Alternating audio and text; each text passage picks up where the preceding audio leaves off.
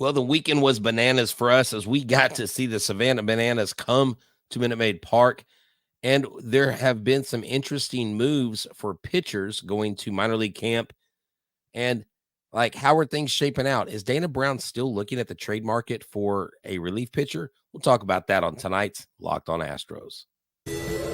Buenos días, this is Locked On Astros.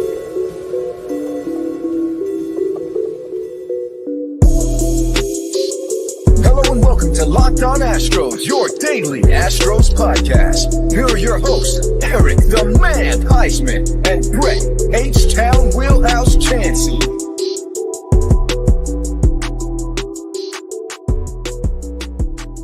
We are Locked On Houston Astros, and we hope that you join us for a daily Locked On Astros podcast. My name is Eric Huysman. You can find me on X at Eric Talkstros. You find the show at Locked On Astros, your team every day. Thank you for making Locked On Astros podcast your first listen on Apple, Odyssey, Spotify. Wherever you listen to your podcast, go and check us out. And go and subscribe to us on YouTube and make us your first listen and give us a big fat thumbs up. Today's episode is brought to you by FanDuel. So let's go and check out FanDuel. Make every moment more. New customers join today and you'll get $150 in bonus bets if your first bet of $5 or more wins. Visit FanDuel.com/lockedon to get started today. So Brett, where can they find you when you're not getting your banana on? Unmute yourself. Yeah, man, I got my Savannah Bananas shirt. That was a great experience, man. You can find me at H. House on X, Instagram, and TikTok. You can find me at Stros411 on X, Instagram, and Facebook. Always positive, always Stros. In today's show, we say farewell to good friend of the show, Ryan Stanek, signing with the Mariners. That was kind of painful seeing that he signed with them, but hey, you can't begrudge a guy to continue his career. He's signing with them. They've got a very good pitching staff out there. I think the Mariners concern me in the pitching department a lot more than the Rangers do. Arrighetti and Whitley, we'll talk about, were cut. There were some people wondering whether Arrighetti makes a surprise leap onto the roster because he had been looking good. And then does this mean that they are still looking for relief pitchers? Look, Parker Mashinsky is basically pitching scoreless through, I think, his 5 appearances here in the spring. And so he's pitching really well. That's a good thing. Whether they have an extra left-hander in there or not, I don't know. But, you could have 2 left-handers right now as it stands. If we go out and get another one, it could be someone who they get on the trade market. But Eric, Ryan Stanek, good friend of the show. He joined the show 3 times. He moves on to the Mariners. Yeah, and unfortunately, but he got $4 million guaranteed from the Mariners with $2 million in bonuses in case he reaches certain milestones. So for him, this was a good move. The Mariners were in need of bullpen help. Their bullpen has taken some hits recently with Michael Brash's injury, but he's coming back a little bit.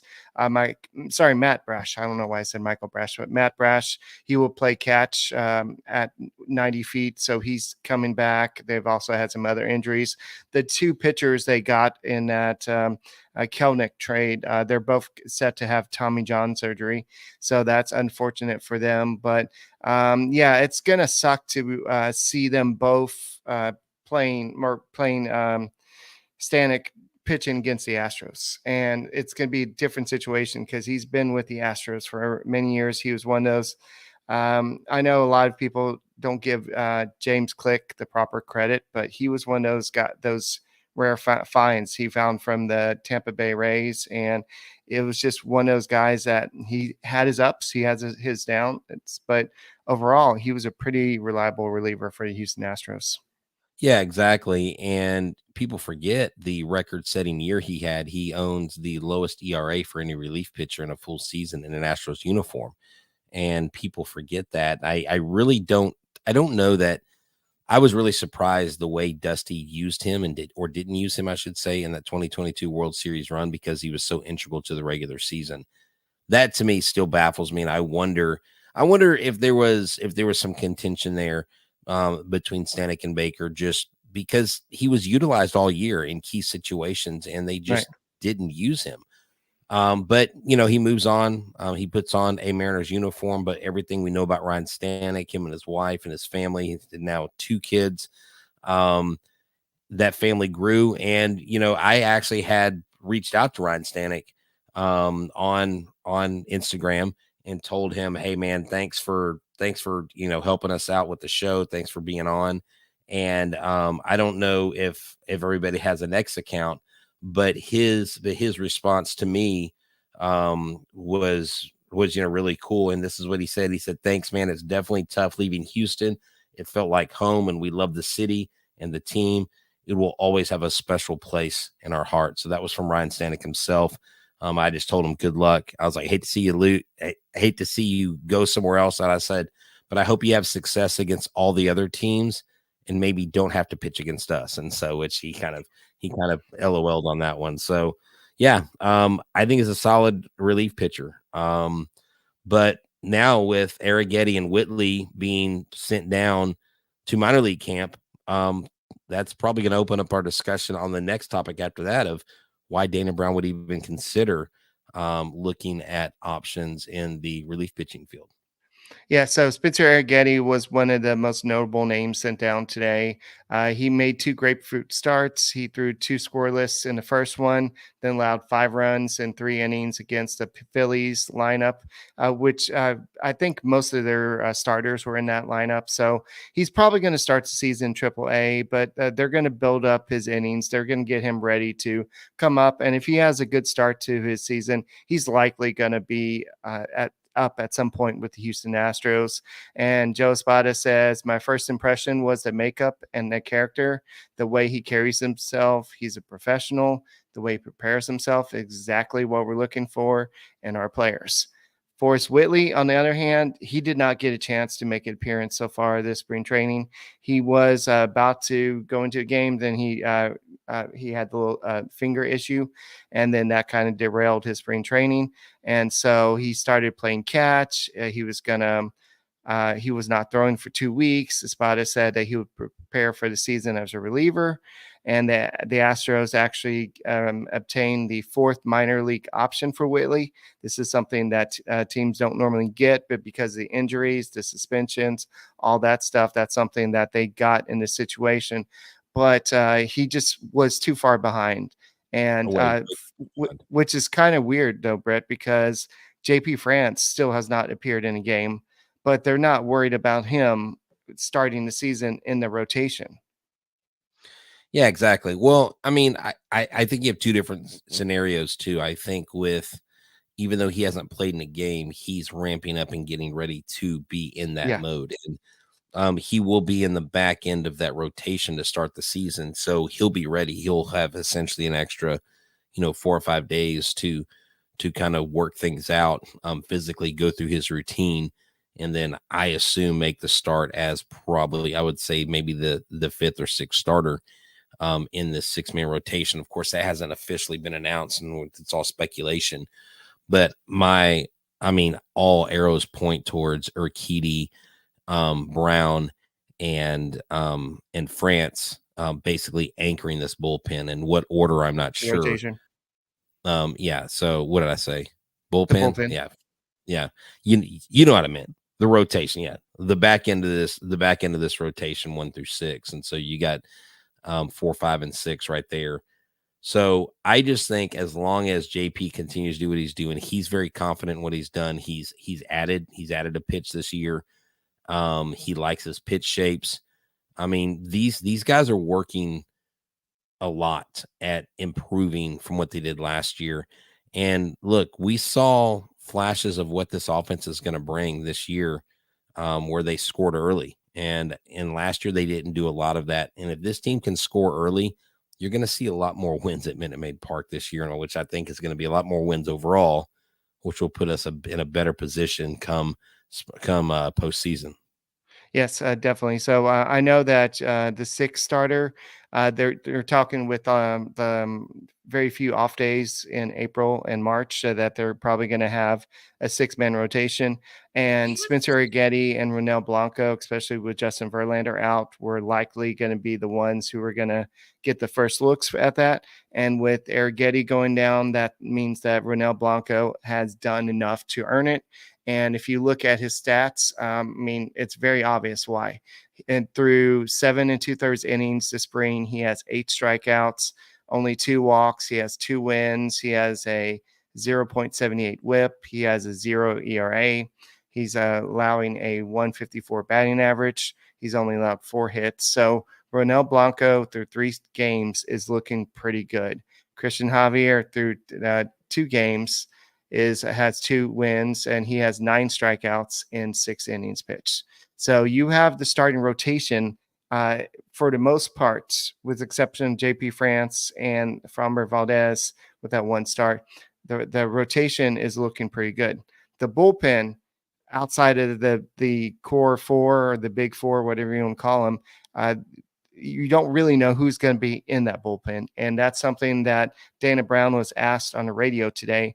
And he had a response that was kind of something different than we're used to hearing. And so we'll talk about that in a second.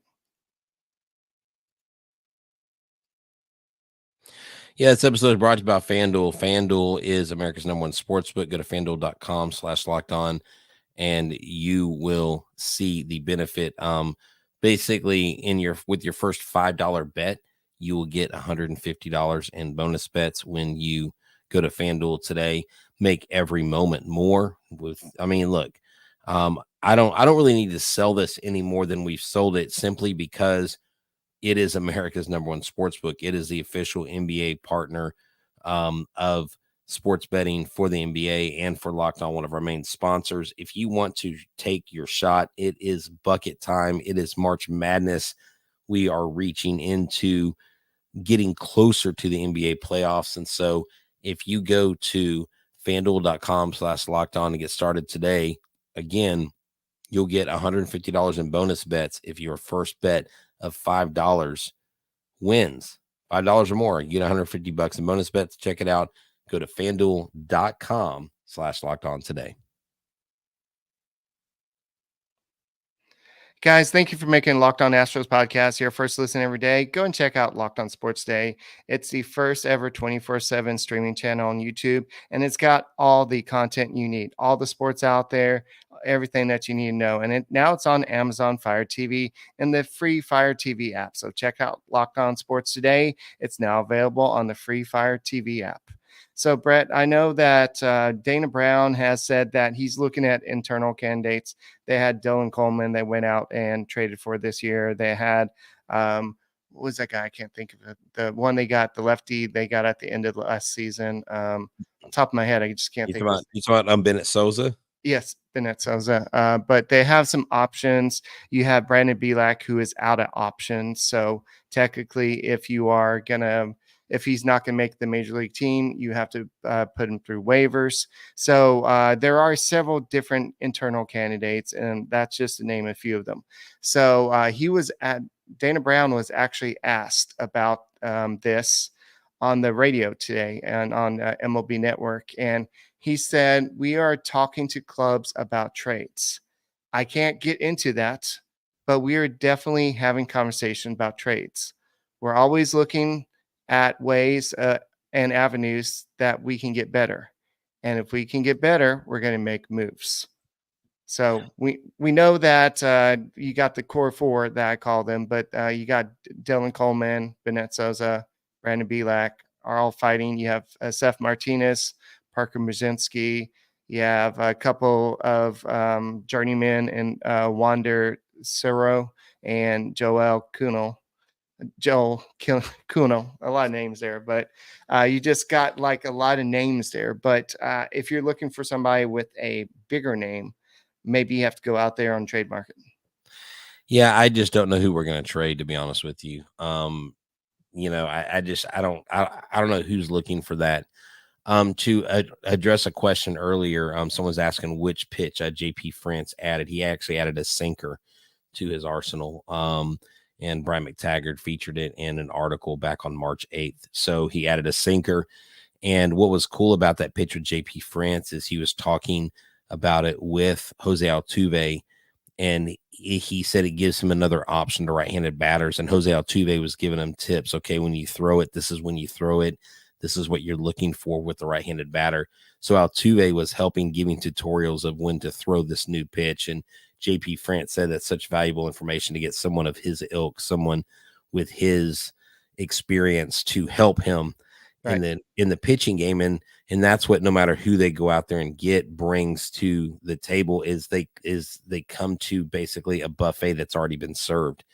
And if they go out and get somebody, it's going to be someone they need, and it's going to be a package that they don't have to get rid of too much, because I don't really think they can afford to give away too much. We can't do any more deals like, giving away, Drew Gilbert and guys like that. Right. And we've got to keep the hens in the house that we have, and we've got to make sure that they don't fly, literally get out of here, because I think Loperfido is chomping at the bit. I think DeCenzo will be up here before you even know it. You got other guys. I mean, Colton Gordon, who we don't even really talk about a whole lot, but there's some other dudes. Will Wagner will be coming. So any of these guys that are hot risers or that are on the rise in our organization, I don't know. Maybe you can trade a Corey Julks. Maybe you can trade someone like that, but it's going to be tough to part with somebody. And if it's someone good, you're going to have to part with probably more than what you want to. Something I was thinking about is somebody like Brandon Bielak. He has the ability to start, and probably on another team, he could possibly be a starter. So you can possibly trade him to another team for a reliever. Now, it's not going to be a quality reliever, but it would be a reliever. Yeah, but with him being out of options, though, and he would have to stick on the major league roster, if you know what I'm saying. I just don't know what value he has. Like you said, it would be, to me, if they're going to go out and trade for a reliever, it better be someone substantial. It's got to be, here is the plumb line, or here is what you're looking at. Does this relief pitcher make our bullpen better?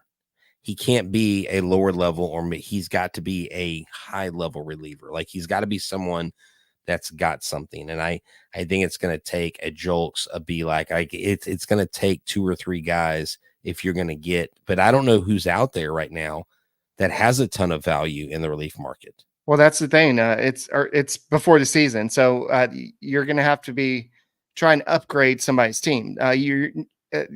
Teams aren't waving the white flag already. If they are, that's a bad GM.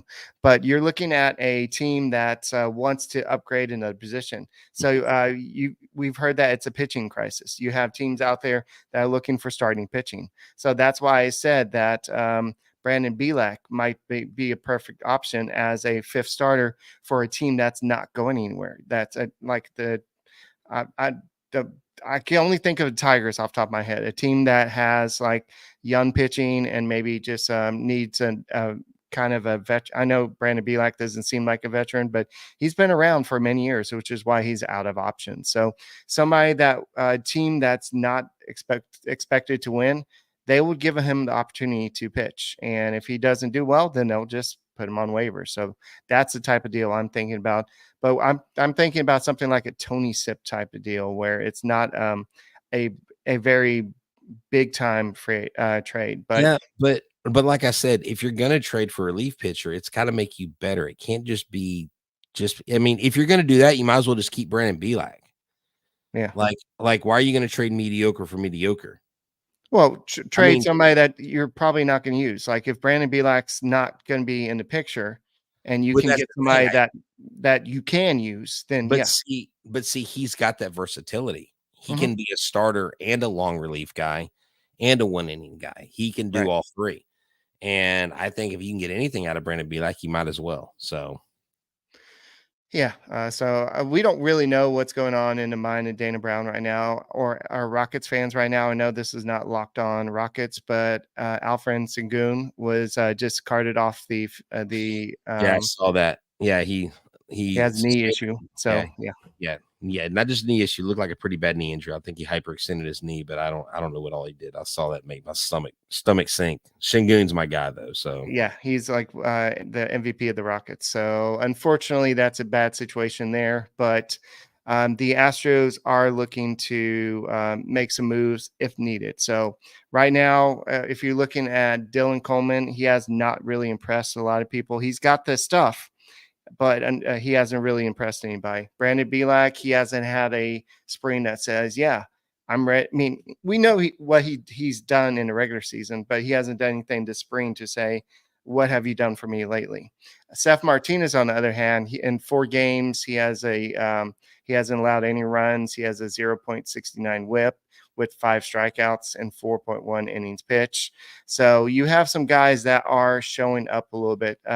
Ray Geither, I don't know how you say his last name, but he was sent down also today with the other 2 guys. yeah. You know what? And before we get to just talking about the lineup and Alvarez and Banana Ball, why don't we tell the people about Fire TV? Okay.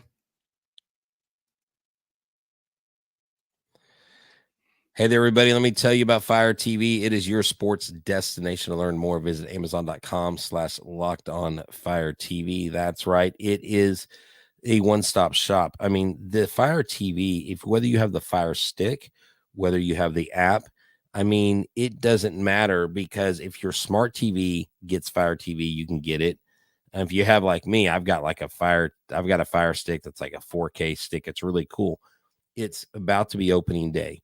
We have the college basketball tournament, March Madness, and so you're going to want to get Fire TV. They recently created Fire TV channels to deliver a constant supply of the latest videos from your favorite sports brands, all for free. That includes all of us at Locked On and most of the big pro leagues as well. And local experts like myself and Eric will don your TV screen. You'll get to watch us there. It'll be really, really cool. The wide world of sports is massive right now. March Madness, NBA, MLB, and so much more. Not to mention great news, entertainment, gaming, travel, cooking videos as well. Check out Fire TV channels on Fire TV and Alexa devices. If you haven't checked out Fire TV channels, you should. Trust me on this. Learn more. Visit amazon.com/lockedonfiretv. All right. So I really like Alvarez batting second. I think that this works. This brings it kind of front loads the lineup, and then just kind of hope for prayers that everything works out at the back end of the lineup, where you have Chas McCormick, then you'll have Pena, then you'll have Myers. And I see a lot more podcasts recently talking about Jake Myers could be the secret weapon to the 2024 season. But looking at what this lineup can do, we saw it on Saturday. I mean, they start off the game. Altuve hits a home run, and then Alvarez gets a single, and then I think you had Bregman gets on again, and then Tucker hits a home run. So that's what the type of damage this lineup can do: get you up 4-0 in the first inning and give you a lot of run support. So I think that's what Joe Espada and his analytics teams and baseball, the Astros in general, that's what they want to see. They want more quick starts. You know, and what I love about this is Yordan Alvarez has basically said he's still rounding into form for the spring. You remember last year he had the sore hand, which limited him. He had only 7 at bats. But this opportunity for him, I think, is huge. Yordan Alvarez did say through an interpreter, he goes, I'm still trying to make a couple adjustments there at the plate, but I still feel pretty good. Seeing him hit home runs in spring training is, I think, almost as exciting as watching him hit. Well, maybe not the home run in Game 6 that we were there for, my son and I, but watching him hit home runs, watching the Astros hit home runs, watching Altuve lead off with a hit or a home run, like you talked about, getting these runs on early. This is what Joe Espada says. The funny thing is that if you ask him, he's not feeling well.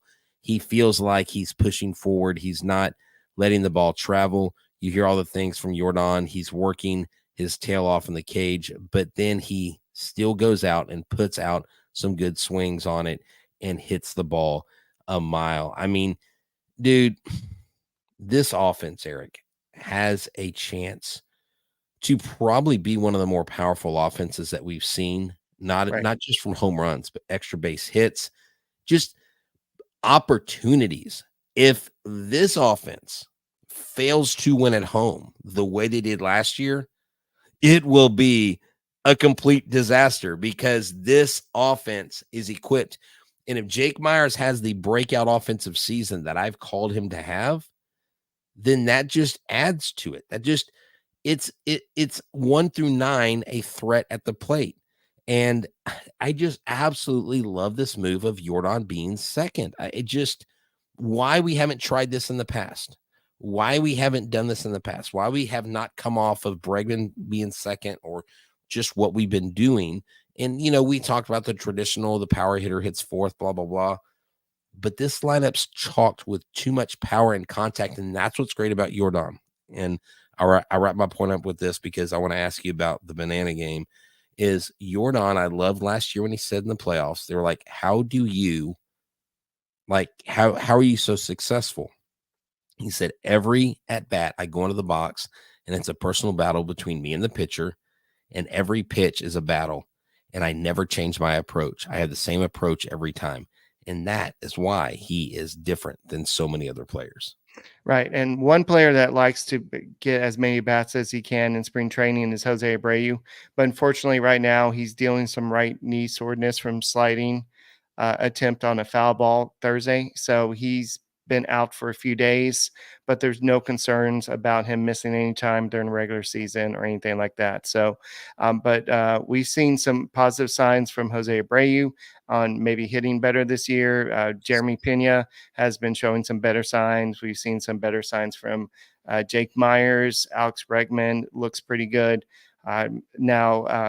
This, keep in mind with Yordan Alvarez, this will be the first full spring training he's had in a while. Wow. That he hasn't been coming off a big major either injury or surgery. Or something like that. Okay, makes sense. Yeah. Oh yeah. So dude, I think they've got Tucker in there as like the only Astro in the like top 10 MVP odds. Yeah. Yordan Alvarez, Alex Bregman. I mean, if Jose Altuve has a great year offensively, he could have an MVP season. I mean, you've got 3 or 4 guys that potentially have MVP years. Mm-hmm. Hell, why not Yordan? Why not Yainer Diaz? You know what I'm saying? That's how good this team is. But dude, this weekend was bananas, bro. I got my banana shirt. You got your banana hat. Eric, tell the people it was 6:00 and we were eating. I was like, dude, we need to hurry up because the game's about to start. And you said, Brett, the game doesn't start for an hour. There were 2 hours of pregame entertainment. And I felt like I had already been to I could have left at 7 and I would have been satisfied. Right. Tell us about your experience with the Savannah Bananas, dude. Well, it's definitely different than your traditional Astros games. They have basically just a pregame. It's like I don't know what to describe, a carnival. And it's like the whole time they're just doing stuff. They're dancing, whether they're dancing, they had this thing where they're throwing bananas from the basically the nosebleed seats to the first base line over the net into somebody's pants. And so banana in your pants. Yes. And so they did that. And it was just a lot of different things. They had a baby race in between innings. But the best part of the thing was seeing, I know Josh Reddick has already done this, and he talked about it when he came on the podcast, but seeing Roger Clemens come out, that was a total shock. I mean, just to see, they're like 7-time Cy Young Award winner. And I'm like, Roger Clemens is coming out? And it's like, dude, he's 61. He's going to come out and compete. Crazy. And he gave up a home run. And then all the, the party animals came out and danced on home plate. I'm like, if this was real baseball, Roger Clemens would have been the next batter because you don't do that in real baseball. So it was Roger Clemens, Roy Oswalt, and Josh Reddick. 3 Astros legends came out there, and they were like the Wizard himself. And Roy Oswalt comes out in a wizard costume, Which the last major league player I would pin in a wizard costume would be Mississippi boy himself, Roy Well, Wizard of Oswald. Oz. It makes But sense. well, I know, but he just, like I say, he's from Mississippi. He's old school. I've never thought that he would wear a wizard costume. Right now, also that day, Roy was signing autographs on his whiskey that we talked That's about. why he was in town. Is it whiskey or bourbon? It was bourbon. Okay, bourbon. Okay. So he was doing that, but he said thank you for the fans for just for like a great time. And I absolutely love seeing that. And he got a big strikeout there too. They're saying they don't know if it was Ephus pitch or not, but it got a big strikeout there. He did. And the way that the whole scoring works in the banana ball is weird because you're trying to win innings. So each time you win an inning, you get a score for the game. And so the more innings you win, and then if a fan catches a ball, yeah, that considers an out. And there's so many different rules there. And the party animals was one of the players chugged a Das Boot and then went up to bat, and then you had the guy on stilts. So if next time they come to town, and by the way, Brett, I didn't know this. This was the first time that they've ever done this at a major league ballpark. Yeah, no, yeah, it was that's really the main reason why I wanted to be there, was because it was their first time at a major league park, and to see them hit home runs, to see them look, next time they come to town, you've got to find a way to get to the Savannah Bananas game. It was pandemonious. It was a fan experience. I actually interviewed one of the players. You've probably seen the video on our YouTube channel, and I'll be reaching out to him to get Mr. Zach Phillips on the show to talk more about the Savannah Bananas. Yeah, but could you imagine that party animal that hit the home run off of Roger Clemens? He's like, dude, I just hit that off Roger Clemens. Exactly. That was a fun experience, guys. That's all we got for this edition of Locked On Astros podcast. My name is Eric Huysman. He is Brett Chancey. And go and check us out. We are the only daily Astros podcast out there. And go ahead and make us your first listen on Apple, Odyssey, Spotify, wherever you check out your podcasts. Go and check us out. And we'll see you tomorrow. Go Astros. Go Astros, baby.